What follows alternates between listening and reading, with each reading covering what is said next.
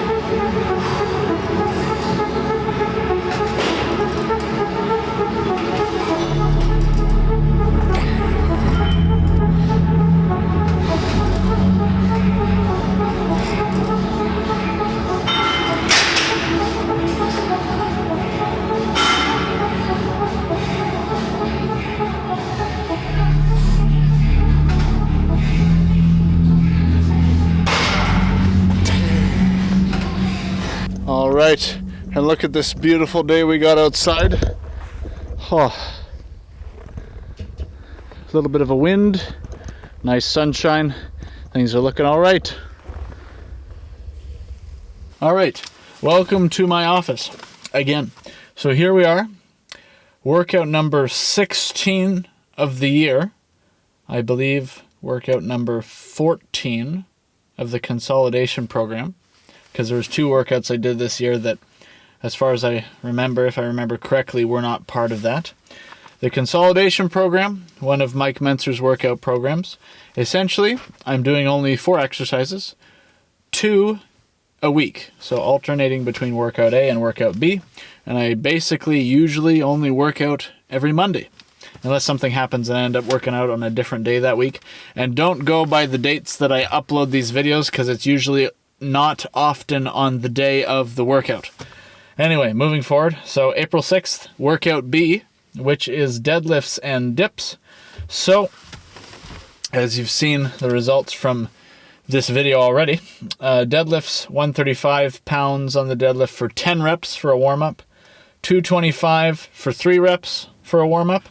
Then for my all-out set, I did 315 for 4 reps. That 4th rep might have looked a little rough. Initially, I wasn't sure if I was going to be able to surpass my best of last time, which I believe was 3. Yes, for 3 reps. And that was on March 23rd. And so I managed to get 4 in, which was good. And circumstances were a bit different this time for the better, which is good. I think before I did the 315 set, I might have thrown up in my mouth just a little bit, but I don't know if it was before I did any reps or if it was right after I did the first rep. It's probably before I did any reps, but you kind of want to get the burps out, ideally, before you start repping, right? Repping the weight. But in this case, maybe it was because I had the belt on, or because of my posture, or because maybe I hadn't digested enough. Regardless, you got a little blip, but it wasn't anything like bad. Like, it wasn't like bad throw up. Well, if there's levels to throwing up in your mouth. Anyway, moving on. If you're not grossed out already. So, 315 for 4 reps, as you saw. And then I did, because I was talking with my buddy Paxton there, and I think that maybe part of me felt that I should have gotten more, that I should have gotten more than 4 reps. Maybe I thought that I should have gotten 5. And so what I did, just to kind of make sure, I threw in a set of what I would like to call, or what I call, post-exhaustion. What is that? Essentially, it's where after my all-out intensity set, I just do 225 to failure, basically, or very close to failure. If I counted correctly, I believe I got 11 reps, if I counted correctly. I may have not counted correctly, but let's say it's like 11 reps or around there. Anyway, so could I have tried for a 12th rep? Yeah, I could have tried for one, but I felt pretty out of energy, or fairly exhausted on the 11th rep. Pretty exhausted, to be fair, probably. And so I guess I thought that 11 reps of 225 on the post-exhaustion was good enough. Why do I do post-exhaustion? Well, essentially, the last time when I hit a sticking point and 315 didn't go up for even a rep, or not a full rep, and I dropped it down to 295, and I did that for 1 rep. After that, I did now what I call post-exhaustion, which is I just did 225 to failure. I think that time it was, I don't even think I wrote it down here. Did I write it down? I don't think I wrote it down. No, wait. Yes, I did. So 225 for 12, right? After I did my 295 for 1. And then after I did that, the next time I did deadlifts, I did 315 for 3. So I think there's something to this post-exhaustion set, just trying to adequately exhaust the body system. And I only do this for deadlifts right now. And the main reason you could argue for this theory is you can't really spot deadlifts, at least not in the current setup here. You'd probably need some sort of pulley system or whatever. You need 2 guys lifting on either side, and ideally lifting uniformly so the weight doesn't tip. Or somebody kind of has to lean forward with you and help you lift it, but it just might be kind of awkward unless you're more at the top of the range of the motion. But if you just throw in like, because with the squat, you could spot that. And then with the squat, you could help them go past failure for about a rep or two. But when it comes to the deadlift, you can't really do that as well. So I think throwing in that extra set of 225 to failure in the post-exhaustion fashion is pretty good. It seems to help with stimulating growth. Then on the dips, I got 8 reps. And so for that is, I believe, a 1 rep increase. And where is it here? I believe that's a 1 rep increase if I counted correctly. And then I did rest pause. I did rest pause for probably, if I counted correctly, like 6 attempts at rest pause. I don't think any of them were full negative and positive reps. It was just the lowering, really, and maybe some static holding, maybe. But anyway, rest pause, about 6 attempts, so quite intense. Pretty gassed by the end of that, hopefully. And even my legs were shaking, and that's not a leg exercise. They had a little bit of a shake to it. And so then, after all that, like, hopefully next time the dips... maybe they'll increase more. But at the same time, hopefully they'll increase more. But at the same time, one thing I want to mention is while doing the reps of the dips, just during like the not rest pause part, but the regular reps, there was a couple times because of how I crossed my feet over where my feet on however many reps, maybe it was 2 reps, maybe it was 3, however many, you could probably see in the video, they touched the back of the machine where like the knee pad rest is, where it's folded down. My feet like tapped it as I was, pressing upwards. And I'm not sure if that cheated the rep or not, because if you tap it and whether you take off like a pound of weight from yourself by your feet tapping it, in this case you could refer to it almost like a backboard. As a result of the feet tapping it, did that help with the like getting to a full range of motion lockout position? Again, it's only kind of like a tap motion like that, but was that little bit of extra whatever momentum or something or other, was that partly cheating the motion? You could say it doesn't really matter, because even if it does, we're talking such a minor thing here. And at the end of the day, if that's like the version of almost like going past failure, you could choose whether you want to count those reps as real reps or not. But regardless, I got 8 reps, whether they were barely assisted by the foot tapping or not. But anyway, that's that. Going through my notes here. Deadlift increase. Wonderful. Thank God. Dips increase. But my hanging feet tapped the machine. Did that cheat some reps? ? So it's stuff I already said, but it's in the workout logbook here. So, say what you will about that or whatever. But anyway, pretty productive workout. Hopefully the dip strength increased on some level. If you're just going by how things look approximately, hopefully it properly increased by a rep. You could debate it, but anyway, deadlift increased by a rep, no doubting that. It's like the proof is clear.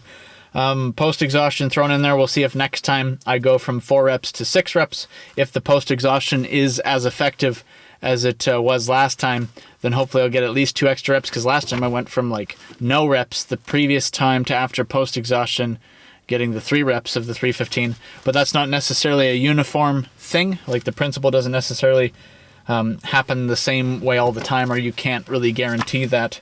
I'm saying a lot of words here. I'm going to wrap things up. So, April 6th, workout B, pretty productive. Things are going. I feel when I was walking over to my car, I may have felt a little bit nauseous, or maybe it was just like some core muscle activation that was kind of like on some level that I wasn't really used to, and so maybe that's what I felt, and maybe it wasn't as much of a slight nauseous feeling. It's a weird kind of nauseous feeling, because it's weird to say it's not a bad nauseous feeling, but it's because I've seen this before. I've had it worse before, or I've experienced this worse before. It's not as bad as that, but it's like when you push yourself hard enough that you feel a little bit nauseous, it's like a fairly mild version of that. So hopefully it's a good sign. It's not technically probably a pleasant feeling, but I kind of hopefully take it as hopefully I'm taking it as a good sign. And anyway, I'm going to move on here. You guys have a good day, and there's still light outside now, as spring is going to get here eventually, hopefully, probably. So I'll get the sun in my face here for this ending shot. Thank you guys for watching. Have a good day. God bless.